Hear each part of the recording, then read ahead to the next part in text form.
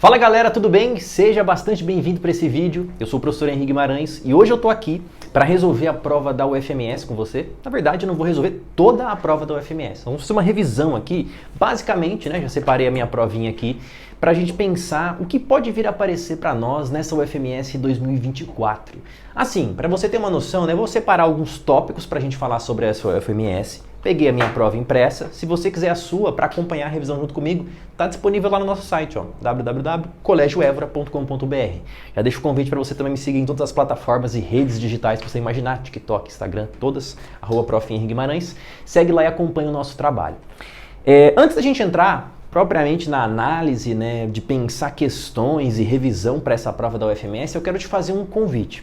Você pensar comigo como que essa UFMS aborda alguns tópicos. Talvez você chegou aqui, caiu de paraquedas, vai fazer o vestibular da UFMS, é do Paraná, é de São Paulo, é de Rondônia, Santa Catarina, não sei. Pesquisou no YouTube, chegou, bum, história UFMS, caiu em mim aqui falando para você. E aí você pensa, professor, como que é essa prova? Qual que é o caráter dessa prova? O que ela cobra? Como costuma ser essa abordagem? Bom, para você que caiu de paraquedas e não conhece essa prova, eu digo a você. A UFMS é uma prova bastante recente, tá? A gente voltou a ter vestibular há uns poucos anos, aí de 2017, 2018 para frente. Então, a gente está começando a entender qual é a identidade dessa prova, qual é o conteúdo dessa prova, como vem sendo as abordagens, tá?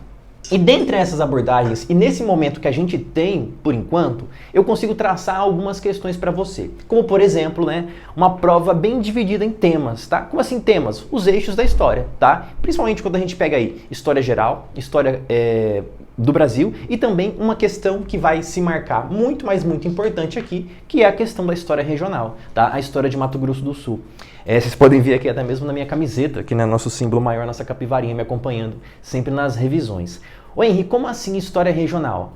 Os vestibulares, tanto da UFMS, da UEMS e da UFGD, eles costumam cobrar temas na área da história, da geografia, da biologia, da literatura, que são muito caros e muito importantes para nós que somos aqui de Mato Grosso do Sul. Tá? Então, se você é de outro estado, Paraná, Santa Catarina, Rondônia, Amazonas, qualquer outro lugar, saiba que vai ter questão de história de Mato Grosso do Sul no seu vestibular. Você fala, professor, meu Deus, não sei, tá? Depois, se você quiser conhecer um pouco mais o trabalho, eu trabalho especificamente, você pode ver lá no Instagram, uma série de coisas, com a história de Mato Grosso do Sul, minha área de atuação de pesquisa, A gente tem vários números interessantíssimos com os alunos aí que vêm há 4 anos já participando com a gente do curso de História de Mato Grosso do Sul e tendo resultados brilhantes aí. Se quiser conhecer um pouco mais do trabalho, depois você conversa comigo que a gente tira e esclarece todas as dúvidas.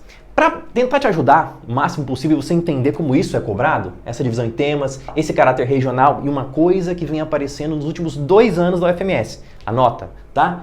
Textos longos. A UFMS está esticando os textos, das alternativas principalmente. Você olha assim e fala, professor, que enorme esse texto, é um Enem? Não, não é, tá? É o UFMS. Então, para a gente começar a analisar, eu separei para você o seguinte esquema. Vou fazer com você nessa revisão uma questão de história geral, uma questão de história do Brasil e uma questão de história de Mato Grosso do Sul, tá? Então, 3 questõezinhas aí, se você quiser me acompanhar, que é a questão 5.2, 5.3 e 5.6, nós faremos e vamos analisar. Começando por ela ali, a questão de número 52, eu quero ler o texto com você, que é um texto bem longo para a gente poder analisar e já ir traçando algumas questões importantes sobre isso.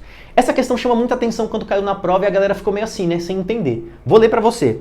Sobre os processos de urbanização e de formação de uma cultura urbana pós-Segunda Guerra Mundial, é correto afirmar que... Então ele falou para nós aqui, vamos retirar as poucas informações que nós temos, cultura urbana, e aí ele disse para nós, nesse contexto que ele chamou de pós-Segunda Guerra. Aí você fala, professor, isso não é história, Que conteúdo tem aqui? Tem tudo, tá, meus queridos? Se você analisar e pensar comigo que pós-Segunda Guerra, geralmente a gente costuma chamar esse momento aqui, tá, de Guerra Fria. Então, dentro desse contexto que você já deve ter visto em algum momento, polarização político-ideológica, as brigas e as disputas políticas, não só refletidas na política em si, mas na cultura, na sociedade, na música, nas artes.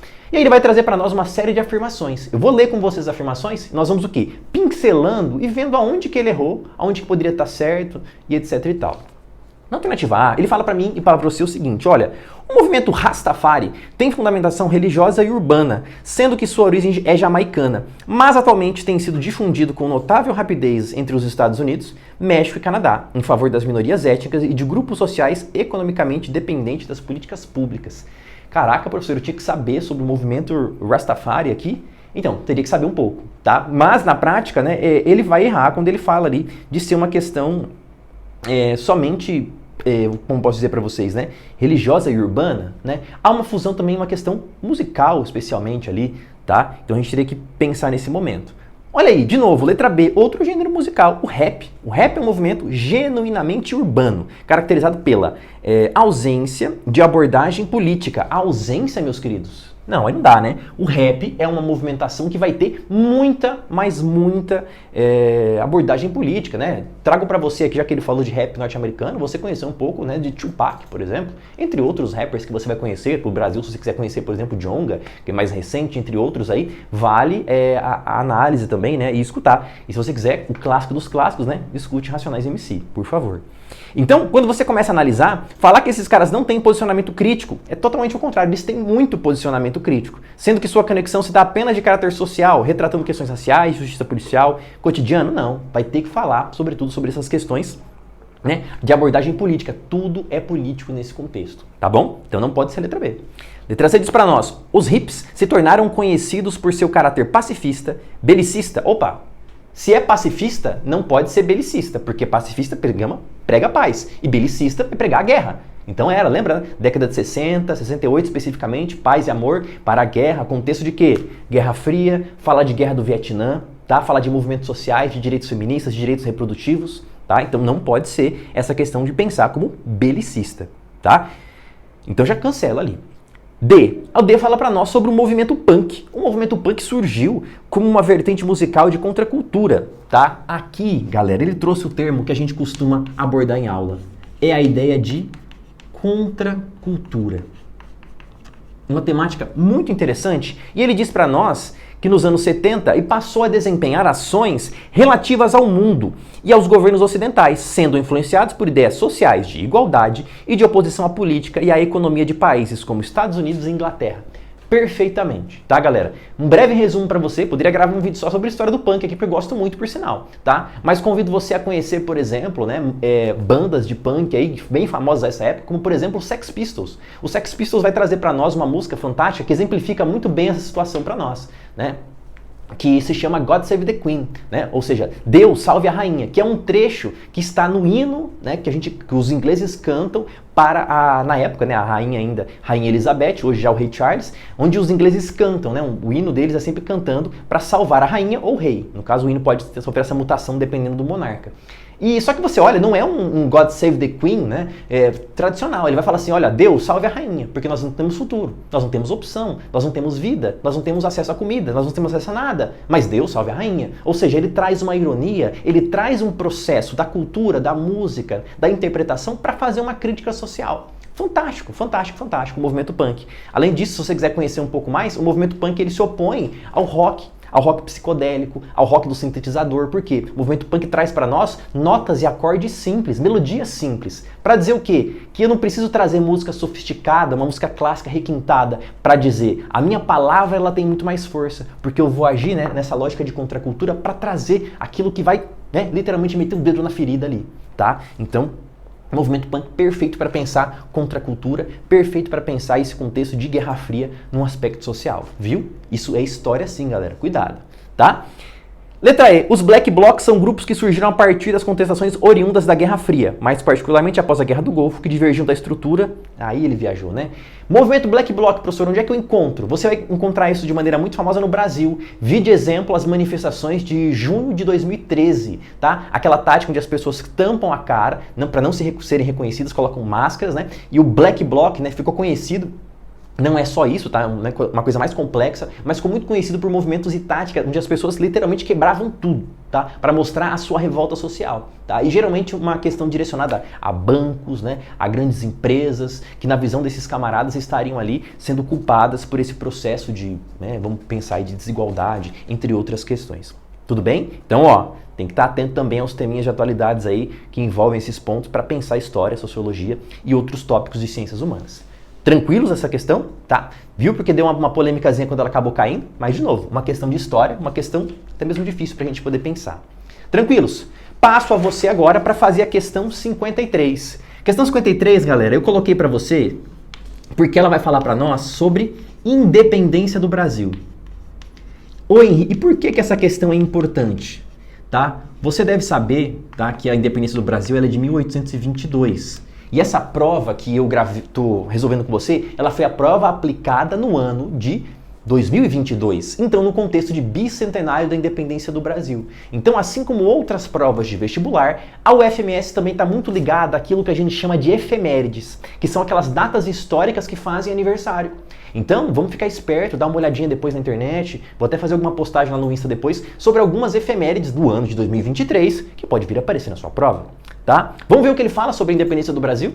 Analisa comigo aqui, ó, sobre os acontecimentos anteriores à independência. Assinale a alternativa correta, que pode ser associada ao evento do 7 de setembro, que é o dia que marca, de fato, né, a nossa independência, né, que não foi construída, que ela foi construída, melhor dizendo, mas ela não foi aquele grito, né, não foi só aquele grito, não foi só aquele quadro do Pedro Américo famoso que já deve ter visto em algum livro didático na sua vida.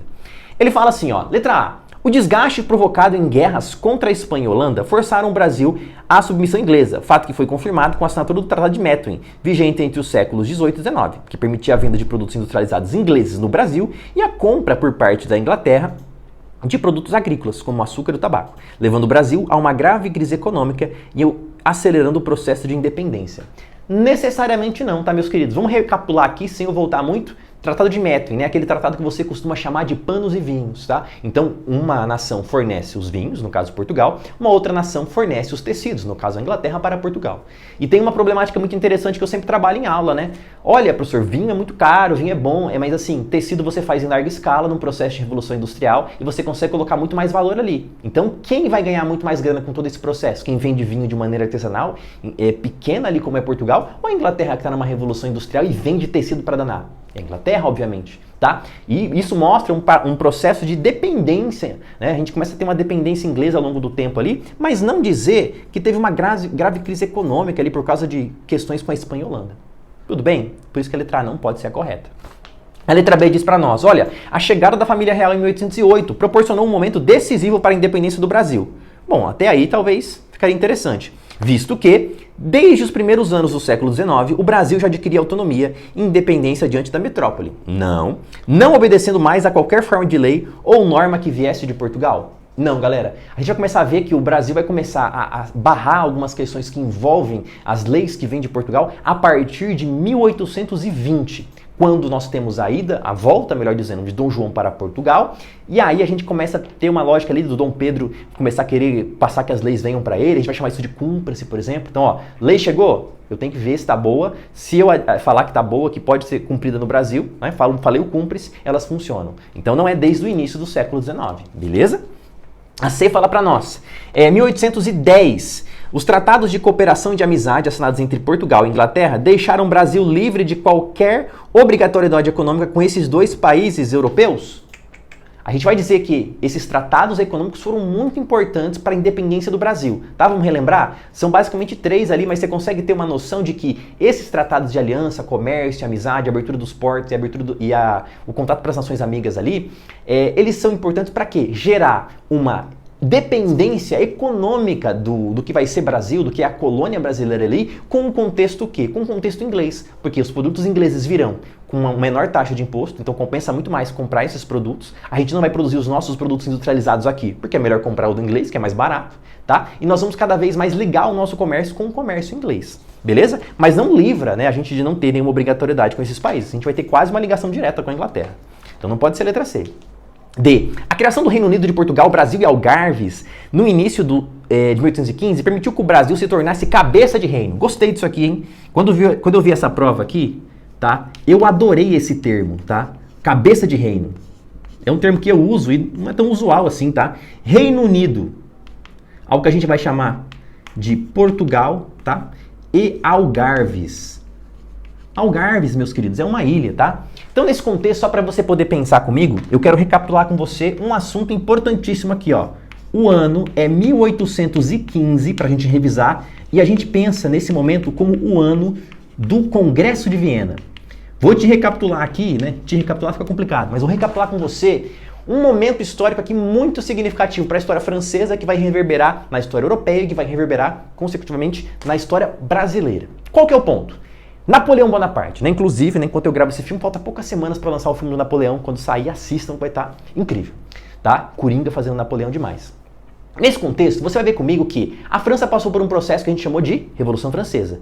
Né? Teve toda uma lógica de tirar o rei, etc e tal. Lá no finalzinho da Revolução Francesa, veio um camarada chamado Napoleão Bonaparte, que é reconhecido, né, que vai ser colocado ali como um próprio imperador dos franceses. Napoleão vem, né, assume o governo da França e a França vai varrer o mapa da Europa. Napoleão reconfigura todo esse mapa da Europa. Para resumir a nossa história, a França domina muitas regiões. Só que em 1815, né, Napoleão é afastado definitivamente do cargo, 14 para 15, tá? E aí os caras fazem o seguinte, precisamos fazer um congresso feito na cidade de Viena, na Áustria, para falar o seguinte, vamos ter que arrumar o mapa da Europa, dar uma organizada. Esse congresso tem dois princípios, tá? Um princípio é o da legitimidade e o outro princípio é o do equilíbrio. Dentro a esses princípios, o que rola? Basicamente eles falam o seguinte, ó, a gente precisa voltar a colocar os países como eram antes, tá? E não pode ter um país grandão, enorme, com grande possessão, com grande importância política, econômica, social, militar, como foi a França. E aí, na prática, voltando à legitimidade, o Brasil se colocou como Reino Unido, como uma ideia para poder participar do Congresso de Viena. Já que Dom João não estava em Portugal estava dominado pelos franceses, o que ele faz? Né? Dá um migué, entre aspas, ali para participar do Congresso, só que o Congresso vai lá e restaura, fala, olha, vocês não podem mais ser Reino Unido, vocês têm que voltar a ser colônia e Dom João tem que voltar para Portugal. E aí começa o rolo, tá? É por isso que a gente está falando disso aqui. Na prática, né, Brasil agora, né, cabeça de reino, como ele chama para nós. E aí, ele fala, ó, isso demonstrou certa autonomia na tomada de decisão e cumprimento de leis. Sim, porque o império tá aqui no Brasil, tá? A corte foi transladada, não foi só uma fuga. A capacidade, a cabeça do reino, como ele diz aqui, aonde sai a decisão, está aqui no que era colônia, que agora é Reino Unido. Então, isso favorece o processo de maturação de independência do país em 22, sim, contando com o apoio de grupos políticos brasileiros. Sim, essa elite política brasileira vai entrar em oposição também a grupos que nós chamaremos de elite portuguesa. E esses caras com um certo atrito, um grupo fica mais favorável a Dom Pedro I ficando aqui e governando o Brasil agora de uma maneira independente, e outros vão falar o seguinte, não, o Brasil deveria tornar-se colônia novamente, o Brasil deveria estar ligado a Portugal novamente, pelos princípios do Congresso de Viena. E aí de 1820 a 22 eu costumo chamar de anos entrópicos, anos onde há uma grande ebulição de ideias políticas ali, e o Brasil acaba por quê? Romper as suas relações com Portugal e se declarar enquanto um país independente. Tá? É basicamente isso que nós temos como independência do Brasil. Acho que deu pra fazer uma revisão legal aqui. Beleza? Vamos ver aí porque tá errado, tá? Porque já é a D a nossa correta. O retorno de Dom João a Portugal foi um acontecimento que estimulou a independência do Brasil, uma vez que as propostas de recolonização do Brasil foram aceitas pela nobreza portuguesa. E pelo príncipe regente Dom Pedro? Não. Pela elite portuguesa pode até ter sido, mas pelo príncipe regente não. O ato do cúmplice foi isso? Não. Cúmplice era o seguinte, ó, a lei vem, Dom Pedro tem que aprovar para depois ela valer no Brasil. Então é o contrário de ser aceito, tá? Inclusive o dia do cúmplice é colocado como uma das motivações principais ali para o Brasil ter o quê? Essa ruptura política de fato. Tranquilos? Então, ó, deu para dar uma revisadinha. Show sobre independência do Brasil. Dica para você, né? Depois se eu acertar você fala que eu sou, né, um guru. Dá uma revisadinha se você está vendo esse vídeo aqui no assunto que fala sobre a independência política do Brasil na Bahia, tá? Que esse ano faz 200 anos. Beleza? Vamos à última questão? Vamos. Mas antes de eu ir para a última questão, deixa eu limpar esse quadro horrível aqui e voltar com ele limpo para a gente conseguir fazer a questão com maior espaço. Agora sim, quadro limpo, questão 56, me acompanha aí, ó. A questão 56 é uma questão específica, tá, do que a gente vai chamar aqui de história de Mato Grosso do Sul. Tá? Eu sou clubista mesmo, né, 100% Mato Grosso do Sul, e essa questão aqui é uma questão interessantíssima, tá? E pouquíssimo abordada. Cuidado, tá? Porque a gente tem a dificuldade de achar esses assuntos também aí na internet afora, porque é de fato uma coisa que exige uma técnica, um detalhamento, né? E questões, sempre falo isso para meus alunos, né? Que fazem o curso comigo. Falo, galera, cuidado com as coisas que você vê na internet, não acredita em tudo, né? Porque você pega material de Wikipedia, né? De Brasil Escola, não vou citar outros nomes aí, você pode, né, ter alguma divergência na hora de fazer as questões, tá? Não só nessa questão 56, mas em outras questões que caiu aqui nessa mesma prova, tá? Você pode ter uma dificuldade grande de entender se não tiver a par das questões de história do Mato Grosso do Sul. Ele fala para nós, a presença do gado bovino no território do atual Mato Grosso do Sul. Olha que interessante. Mato Grosso do Sul, meus queridos, ele é criado oficialmente no contexto de 78, tá, para 79. desmembrando-se do estado de Mato Grosso. Mas ele fala para você, ó, atual território de Mato Grosso do Sul. Então considere a época o sul do Mato Grosso, beleza? Um fator decisivo para a fixação do homem nessa região, beleza? Então o gado bovino ele é importante. Inclusive é importante até hoje para a nossa dinâmica econômica, tá? Presente desde o início da colonização não indígena no território. Olha que interessante. Ele definiu para você muito bem. Aqui não era um vazio demográfico. Aqui tinha população, é a população indígena, tá? Agora ele está falando o quê? Do processo de colonização não indígena nessa região. Tranquilos. E ele pergunta para nós, assinale a alternativa correta acerca desse assunto. Então ele foi bem semelhante com as outras alternativas, né? Bem curto a ideia e trouxe enormes alternativas para você, tanto da A até a E. E ele fala para nós na letra A. Aproveitando-se dos rebanhos bovinos que viviam soltos pela planície pantaneira e regiões adjacentes da Serra de Maracaju, os indígenas Guarani, conhecidos como indígenas cavaleiros, incorporaram o gado bovino à sua dieta e o cavalo como meio de transporte e arma de guerra, tornando-se soberanos nessa região, inclusive se tornando um obstáculo à presença não indígena no território. Aqui, meu querido, é onde você dança. Por quê?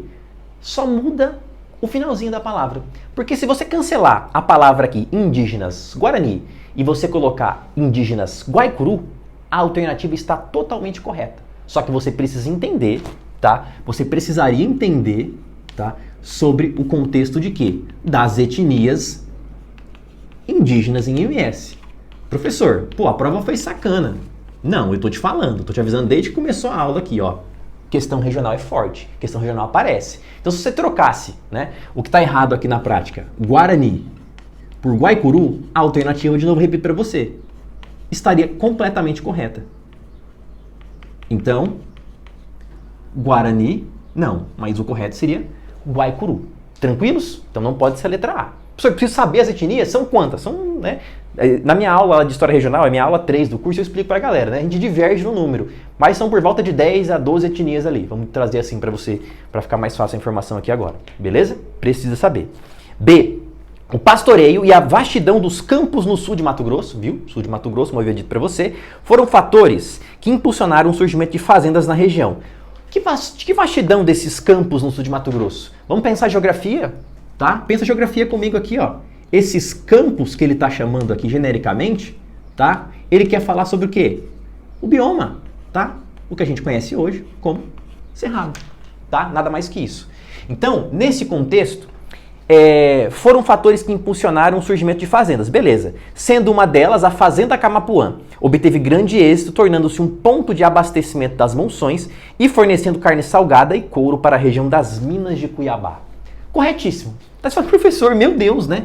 Eu nunca ia saber sobre a abençoada e bendita Fazenda Camapuã. Então, galera, mas precisaria saber. De novo, digo pra você, não tem jeito. Aqui é uma coisa que você tem que saber obrigatoriamente, porque é uma questão chave para poder pensar, sobretudo um processo que todos os anos, tá? Pode pegar aí, se você está estudando para o FMS, olha todas as provas. Eu já fiz isso, mas estou te falando, se você não quiser acreditar, vai lá e olha. Todo ano, ou na UFMS ou na UEMS, mas principalmente na UFMS, cai uma questão sobre monções. Tá? Monções são expedições fluvioterrestres, ou seja, são expedições que vão trazer uma lógica de andar pelos rios e também por terra, tá? Saindo da onde? Saindo geralmente do interior de São Paulo, subindo os rios em direção a Cuiabá. Para quê, professor? Para levar, sobretudo, mantimentos e depois para voltar trazendo o ouro que foi explorado em Cuiabá para ser vendido na região sudeste do Brasil. Olha que interessante, tá? E a partir dessas monções aqui, um local onde eles paravam, que é local que hoje é a cidade de Camapuã, em Mato Grosso do Sul, ali o rio meio que acabava, né? Camapuã é um dos lugares mais quentes do Brasil, inclusive, tá? É um buracão, assim, a cidade é abaixo do nível do mar, de uma maneira absurda, nem sei se é abaixo do nível do mar oficialmente, mas lá é muito quente, tá? Bateu agora nas ondas de calor as regiões mais quentes do Brasil. E lá é onde os rios terminam, e a galera tem que parar nessa fazenda pra quê? Abastecer de mercadoria e depois continuar uma parte a pé para depois pegar um outro rio, tá? Por isso que essa fazenda se tornou um local muito interessante para fixação. Ali o gado vai ser importante porque as pessoas que vão viajar de várias regiões, elas precisavam se alimentar. E não tem geladeira, né, do interior de São Paulo até Cuiabá. Então fazia o quê? O charque, que é a carne salgada, tá? Levando esses mantimentos também para essa região de Cuiabá. Então, de novo, teria que saber necessariamente esse processo. Beleza? Letra B como correta para nós. Mas vamos ver porque a C, a D e a E ainda apresentam erros. C. a presença do gado bovino na região foi um grande atrativo para a fixação de núcleos de povoamento na região, formando as primeiras fazendas de gados, que atuavam produzindo charque para as regiões mineiras e utilizavam mão de obra escrava para o desenvolvimento das atividades de pastoreio. Não era para a região mineira especificamente aqui, ele teria que citar Cuiabá, né? Porque pode dar a entender que mineira para as Minas Gerais. E geralmente, tá, a mão de obra escrava não vai ser tão utilizada aqui. Utilizava muita mão de obra indígena, né, ou às vezes alguns comentam mão de obra paraguaia, ou até mesmo a mão de obra livre. Por quê, professor? Era muito caro ter escravizados negros trazidos de uma região para uma região tão distante que ninguém queria vir, que era essa região do sul de Mato Grosso, tá? Não estou dizendo que nunca existiu, existiu sim, tá? Mas era menos utilizada. D. O gado bovino era tão presente no sul de Mato Grosso que a construção de fortificações como Coimbra e Miranda atuaram na dispersão dos rebanhos, que reproduziram livremente nas regiões e atraíram colonos de outros países para o território do Império, Brasileiro. Não, tá? Tanto o presídio de Miranda, tanto o Forte Coimbra são fortificações que estão na lógica, tá, da proteção da fronteira oeste do Brasil. Professor, que loucura! Que é isso? Me resume. Basicamente é o seguinte, viram que havia uma grande fronteira aberta pós-guerra do Paraguai e que era necessário proteger essa região. Então a galera, né, já começa o quê? A pensar na lógica de proteger essas fronteiras. Antes disso, no período colonial, se criou várias dessas fortificações, como o Presídio de Miranda, como, por exemplo, a colônia militar dos Dourados, como também, por exemplo, o Forte Coimbra. Tá? Mas isso não dispersou o gado, não. O gado continuava aqui. As pessoas, né, vieram para essa região também nesse contexto. E a atividade pastoril foi de extrema importância para o sul de Mato Grosso, até aí beleza, visto que atraiu pecuaristas do interior de São Paulo para a região ainda durante o período imperial, não, colonial também, tá? Bem como o domínio desses rebanhos e pastagens foram epicentros para o desenvolvimento da rusga cuiabana. Rusga cuiabana está associada diretamente a um contexto do período regencial e a uma outra história, não tem a ver com gado bovino, tá? Inclusive, rusga é um assunto que quase todos os anos cai em pelo menos uma dessas duas provas, o FMS e o EMS. Beleza, meus queridos? Então, de novo, essa questão aqui talvez, para quem não está por dentro dos assuntos de história de Mato Grosso do Sul, falar, professor, essa é a mais difícil. Bom, teria que ter esse conhecimento específico. Beleza, galera? Então é isso. Eu espero, de fato, que a revisão tenha te ajudado, que a gente consiga ter alguns tópicos aí. Fico à disposição de vocês, né? Dá um alô lá no Insta, a gente pode conversar e tratar algumas questões que envolvem a FMS. Acompanha a gente sempre aí nas redes, que a gente está sempre trazendo novidades para você. E já deixo o agradecimento por me acompanhar até o final dessa aula. Curte nosso vídeo aí, compartilha com os amigos, tá? Dá um comentário aí sobre o que você achou do vídeo, o que foi legal, se não foi. E, de novo, espero que essa revisão tenha sido um verdadeiro acontecimento histórico na sua vida. Me despeço de vocês. Um beijo, boa prova. Até mais. Tchau.